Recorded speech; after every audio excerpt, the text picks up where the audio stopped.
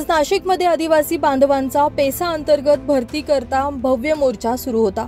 हा मोर्चा 28 तारखेला आदिवासी विकास भवन या ठिकाणी, तपोवन या ठिकाणाहून निमानी दिंडोरी नाका CBS मार्गे आदिवासी विकास भवन या ठिकाणी काढण्यात आला।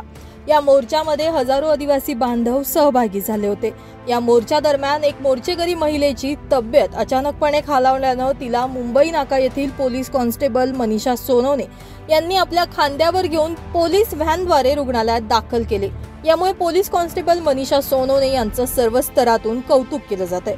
वरिष्ठ अधिकारी पोलीस आयुक्त संदीप कर्णिक यांनी देखील या घटनेची दखल घेत या महिला कॉन्स्टेबलचं कौतुक केलंय।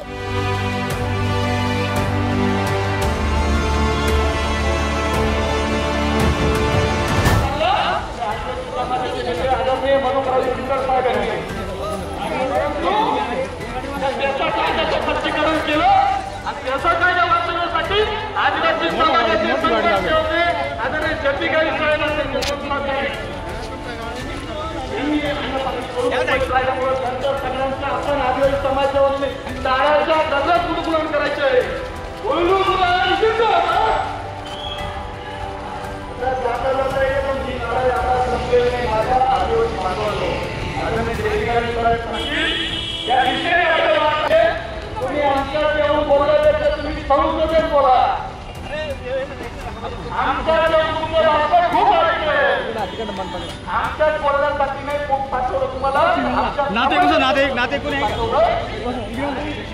मिस्टर त्यांचे मिस्टर